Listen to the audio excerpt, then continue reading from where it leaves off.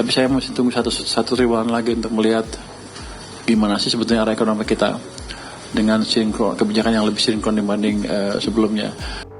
Menteri Keuangan Purubaya Yudi Sadewa mengatakan, wacana kenaikan gaji aparatur sipil negara atau ASN masih menunggu kepastian kondisi keuangan Indonesia. Menurut Purubaya, kebijakan terkait gaji PNS diperlukan sama dengan kebijakan negara lainnya sehingga tidak bisa diputuskan secara terburu-buru.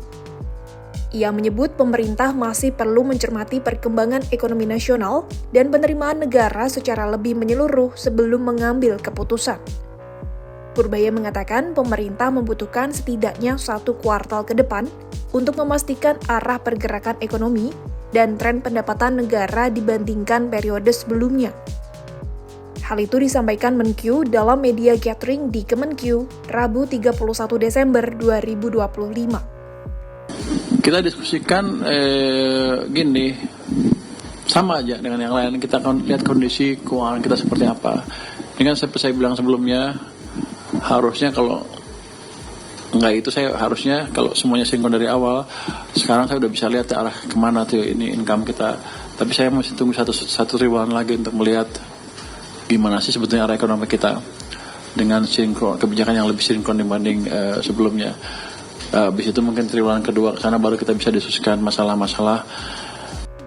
Purubaya menambahkan, setelah gambaran tersebut lebih jelas, barulah pemerintah bisa masuk ke tahap pembahasan lanjutan.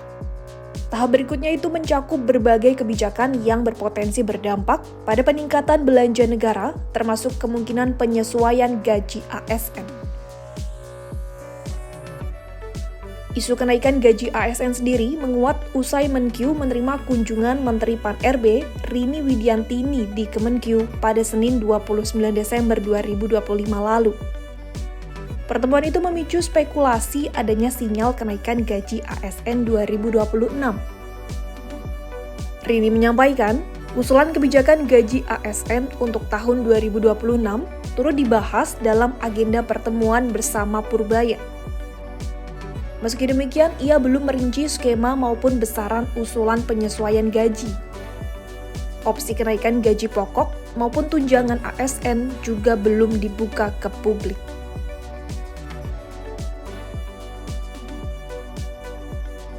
Sementara terkait perekonomian nasional, Purubaya optimis mampu tembus ke angka 6%. Ia bahkan mengatakan bahwa hal itu tidak terlalu sulit untuk dicapai.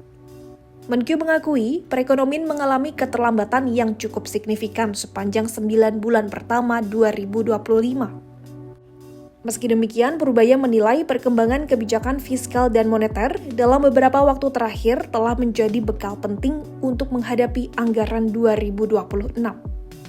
Menurutnya, pengaturan sinkronisasi antara kebijakan fiskal dan moneter telah membantu proses pemulihan ekonomi berjalan lebih baik. 2026 harusnya pertumbuhan 6%, seperti yang saya bilang sebelumnya, tidak terlalu sulit untuk dicapai. Oke, cukup. 2025 kita sekarang masih angka untuk triwulan keempat di atas 5,5%, full year-nya sekitar 5,2%. Pak, kalau untuk tahun depan tadi Bapak bilang 26% itu upaya apa yang mau dilakukan Bapak? Upayanya ya pertama ya fiskal dibelanjakan dengan cepat di awal tahun dan mulai jalan tuh. Terus kami sinkronin kebijakan moneter lebih baik dengan moneter ya, bukan saya intervensi ya. Kita komunikasi lebih baik dengan Pak Gubernur dari Bank Sentral. Purubaya juga menyinggung perkembangan penempatan saldo anggaran lebih ke perbankan yang selama ini umumnya disimpan di Bank Indonesia. Ia mengakui realisasi penempatan SAL tersebut tak secepat proyeksi awal yang ia targetkan. Menurut Menkyu, kondisi itu dipicu oleh ketidakselarasan kebijakan fiskal dan moneter pada periode sebelumnya.